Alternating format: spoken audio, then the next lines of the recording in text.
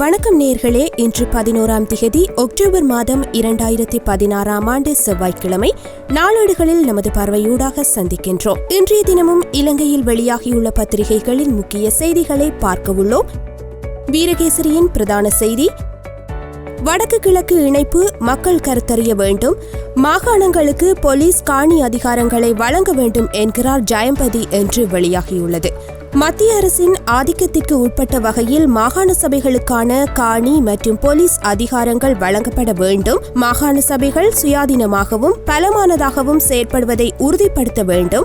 மாகாண சபைகள் பிரிவினையினை பலப்படுத்தும் வகையில் அமையும் பட்சத்தில் மத்திய அரசாங்கம் நேரடியாகவே மாகாணங்களை கலைக்கும் அதிகாரங்கள் புதிய அரசியல் அமைப்பில் உறுதிப்படுத்தப்பட வேண்டும் என அரசியல் அமைப்பை தயாரித்து வரும் பிரதான வழிநடத்தல் குழுவின் உறுப்பினரும் ஐக்கிய தேசிய கட்சியின் தேசிய பட்டியல் எம்பியுமான கலாநிதி ஜயம்பதி விக்ரமரத்ன தெரிவித்தார் என்று இந்த செய்தி பிரசுரிக்கப்பட்டுள்ளது.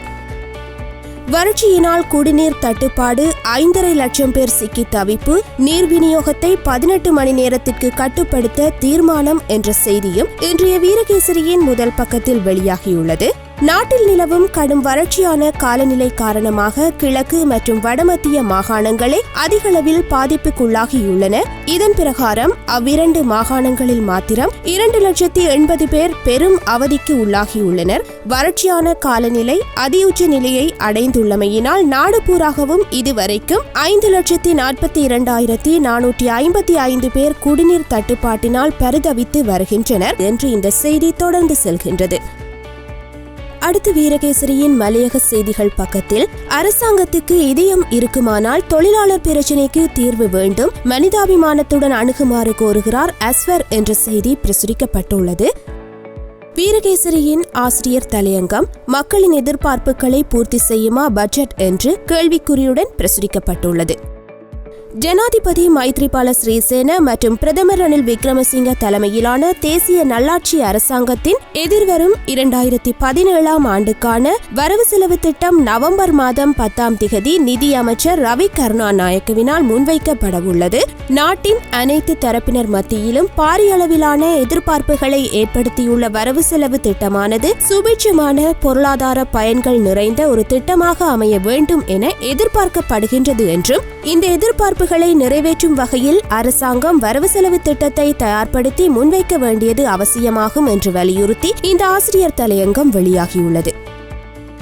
அடுத்து தினக்குரலின் பிரதான செய்தி: இலங்கையில் மனித உரிமை முன்னேற்றம், புகலிடம் கோரும் தமிழருக்கு சிக்கல், பாதுகாப்பான தேவை குறைவடைகின்றது என்கிறது சுவிஸ் அரசு என்று வெளியாகியுள்ளது. இலங்கையின் மனித உரிமைகள் நிலவரத்தில் முன்னேற்றம் ஏற்பட்டிருக்கும் நிலையில் விடுதலை புலிகளுடன் பிணைப்புகளை கொண்டிருக்கும் புகலிடம் கோரும் இலங்கை தமிழர்களை பாதுகாப்பதற்கான தேவைப்பாடு குறைவடைந்து வருவதாக சுவிஸ் அரசாங்கம் கூறியுள்ளது என்று இந்த செய்தி வெளியாகியுள்ளது.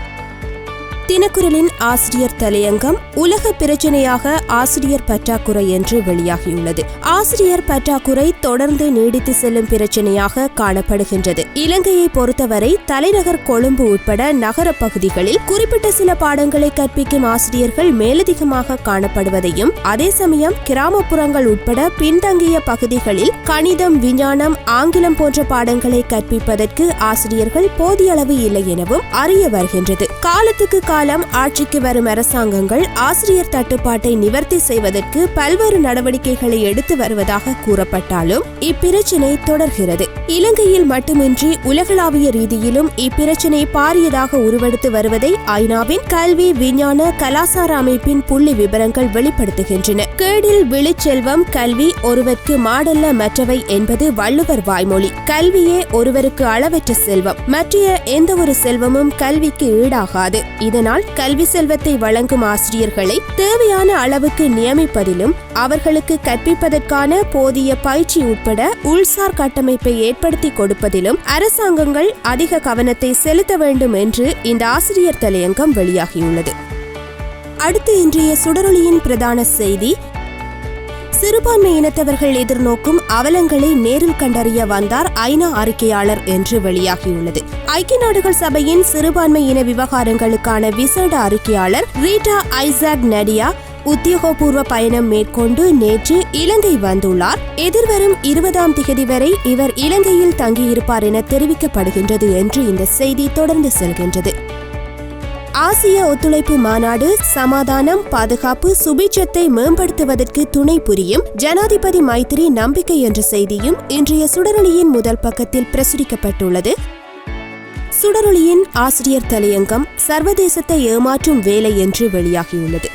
பயங்கரவாத தடை சட்டத்திற்கு பதிலான மாற்று சட்ட மூலம் இவ்வாரம் அமைச்சரவையில் சமர்ப்பிக்கப்படும் என்று எதிர்பார்க்கப்படுகின்றது. 2015 அக்டோபர் 1 ஐநா மனித உரிமைகள் பேரவையில் நிறைவேற்றப்பட்ட இலங்கையும் அனுசரணை வழங்கிய தீர்மானத்தின் பிரகாரம் பயங்கரவாத தடை சட்டம் நீக்கப்பட வேண்டும். ஆனால் அதற்கு பதிலாக அதனை விட மோசமான மாற்றுச் சட்டம் ஒன்றை அரசு கொண்டுவரும் என்று இச்சட்டத்தினால் பல தசாப்தங்களாக பாதிக்கப்பட்ட தமிழ் மற்றும் தமிழ் பேசும் மக்கள் எதிர்பார்க்கவில்லை. சர்வதேச தரத்திலான சட்டம் என்று கூறிக்கொண்டு பழைய சட்டத்தில் உள்ள அதே கடுமையான விவகாரங்கள் அல்லது அதிலும் மோசமான விவகாரங்கள் புதிய சட்டத்தில் இடம்பெறுவது புதிய மொந்தையில் பழைய கல்லை ஊற்றும் செயலாகத்தான் இருக்கும். இந்த இறுதி நேரத்திலாவது தமிழ் தேசிய கூட்டமைப்பு உட்பட சகல தமிழ் கட்சிகளும் ஒன்றுபட்டு தமது எதிர்ப்பை வெளியிட வேண்டும் என்று இந்த ஆசிரியர் தலையங்கம் வெளியாகியுள்ளது. அடுத்து இன்றைய உதயனின் பிரதான செய்தி, அரசு கூட்டமைப்பு இடையே பௌத்தத்தால் முரண்பாடு, ரணிலின் கருத்துக்கு சுமந்திரன் மறுப்பு என்று வெளியாகியுள்ளது. புதிய அரசமைப்பிலும் பௌத்த மதத்துக்கான முக்கியத்துவம் வழங்கப்படும், அதில் எவ்வித மாற்றங்களும் கிடையாது. இதற்கு தமிழ் தேசிய கூட்டமைப்பும் இணக்கம் தெரிவித்துள்ளதாக பிரதமர் ரணில் விக்ரமசிங்க தெரிவித்த கருத்தை கூட்டமைப்பு மறுத்துள்ளது. பிரதமர் ரணில் விக்ரமசிங்க கூறுவதை போன்று பௌத்த மதத்துக்கு முன்னுரிமை அளிப்பதற்கு தமிழ் தேசிய கூட்டமைப்பு ஒருபோதும் இணங்கவில்லை என கூட்டமைப்பின் பேச்சாளரும் நாடாளுமன்ற உறுப்பினருமான எம். ஏ. சுமந்திரன் கூறினார் என்று இந்த செய்தி தொடர்ந்து செல்கின்றது. வலம்புரியின் பிரதான செய்தி, இனியும் அரசியலில் இருந்து அவமானப்படாதீர்கள், மஹிந்தவுக்கு அமைச்சர் சம்பிக்க ஆலோசனை என்று வெளியாகியுள்ளது. முன்னாள் ஜனாதிபதி மஹிந்த ராஜபக்ஷ தொடர்ந்து அரசியலில் ஈடுபட்டு அவமானப்படுவதை விடுத்து அரசியலில் இருந்து ஓய்வு பெற்றுக் கொள்வதே நல்லது என அரசாங்கத்தின் பாரிய திட்டம் மற்றும் மேல் மாகாண அபிவிருத்தி அமைச்சர் சம்பிக்க ரணவக்க தெரிவித்துள்ளார் என்று இந்த செய்தி பிரசுரிக்கப்பட்டுள்ளது. அடுத்து சிங்கள நாளேடான லங்காதீபவின் பிரதான செய்தி, கடந்த 2009 ஆண்டு பாகிஸ்தானில் நடைபெற்ற கிரிக்கெட் தொடரில் பங்கேற்ற இலங்கை அணியினர் மீது தாக்குதல் நடத்திய தீவிரவாத குழுவின் தலைவன் ஆப்கான் அமெரிக்க தாக்குதலில் உயிரிழப்பு என்று வெளியாகியுள்ளது.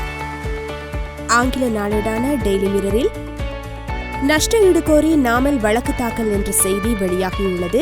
நிதி மோசடிகள் தொடர்பான போலீஸ் விசாரணை பிரிவுக்கு எதிராக பாராளுமன்ற உறுப்பினர் நாமல் ராஜபக்ஷ 200 மில்லியன் ரூபாய் நஷ்ட ஈடு கோரி கொழும்பு மாவட்ட நீதிமன்றில் சிவில் வழக்கொன்றை தாக்கல் செய்துள்ளார் என்று இந்த செய்தி பிரசுரிக்கப்பட்டுள்ளது. அடுத்து இன்றைய பத்திரிகைகளில் வெளியாகியுள்ள இந்திய செய்திகள் பக்கத்தில், இந்தியா பாகிஸ்தான் இடையில் போர் நடக்க வாய்ப்பில்லை, பாகிஸ்தான் கூறுகின்றது என்ற செய்தி பிரசுரிக்கப்பட்டுள்ளது. இந்தியா பாகிஸ்தான் இடையே போர் நடக்க வாய்ப்பில்லை என்று அமெரிக்காவுக்கான பாகிஸ்தான் தூதர் ஜலீல் அப்பாஸ் ஜிலானி தெரிவித்தார். வாஷிங்டனில் உலக வங்கி சர்வதேச நாணய நிதியம் சார்பில் விருது வழங்கும் நிகழ்ச்சி ஞாயிற்றுக்கிழமை நடைபெற்றது. இந்த நிகழ்ச்சியில் பங்கேற்ற அமெரிக்காவுக்கான பாகிஸ்தான் தூதர் ஜலீல் தெற்காசியாவில் சிறந்த உட்கட்டமைப்பு திட்டத்தை செயற்படுத்தும் அரசுக்கான விருதினை பெற்றுக்கொண்டு உரையாற்றும் போது இதனை தெரிவித்துள்ளார் என்று இந்த செய்தி பிரசுரிக்கப்பட்டுள்ளது. அதேபோன்று உலக செய்திகள் பக்கத்தில், அமெரிக்க ஜனாதிபதியாக நான் பதவியேற்றால் கிளாரி கிளின்டன் சிறை செல்ல நேரிடும், தேர்தல் பிரசார விவாதத்தின் போது டொனால்ட் ட்ரம்ப் சூளுரை என்ற செய்தி பிரசுரிக்கப்பட்டுள்ளது. அடுத்து இன்றைய பத்திரிகைகளில் வெளியாகியுள்ள கேலி சித்திரங்களில் எமது பார்வையினை செலுத்தலாம். வீரகேசரியின் கேலி சித்திரம் நாட்டில் நிலவும் கடும் வறட்சியான காலநிலையை சித்தரிப்பதாக அமைந்துள்ளது. நாட்டில் நிலவும் கடும் வறட்சியான காலநிலை காரணமாக கிழக்கு மற்றும் வடமத்திய மாகாணங்களே அதிகளவில் பாதிப்புக்குள்ளாகியுள்ள நிலையில் இவ்விரண்டு மாகாணங்களில் மாத்திரம் 2,80,000 பேர் பெரும் அவதிக்கு உள்ளாகியுள்ளனர். இதுவரைக்கும் 5,42,455 பேர் குடிநீர் தட்டுப்பாட்டினால் பரிதவித்து வருகின்றனர். இந்நிலையில் நீர் விநியோகத்தை 18 மணி நேரத்திற்கு கட்டுப்படுத்த தீர்மானம் மேற்கொள்ளப்பட்டுள்ளது. இதனை சித்தரிப்பதாக இந்த கேலி சித்திரம் அமைந்துள்ளது. தினக்குரலின் கேலி சித்திரம், சிறுபான்மையின மக்களுக்கான தமது கோரிக்கைகளை அரசு ஏற்றுக்கொள்ளாதவிடில் அமைச்சு பதவியை ராஜினாமா செய்ய தயார் என்று அமைச்சர் மனோ கணேசன் தெரிவித்திருந்தார். அதனை சித்தரிப்பதாக இந்த கேலி சித்திரம் அமைந்துள்ளது. இதுவரை இலங்கையிலிருந்து வெளியாகியுள்ள பத்திரிகைகளின் முக்கிய செய்திகளை பார்த்திருந்தோம். மீண்டும் ஒரு நாளேடுகளில் நமது பார்வையூடாக சந்திப்போம். நன்றி, வணக்கம்.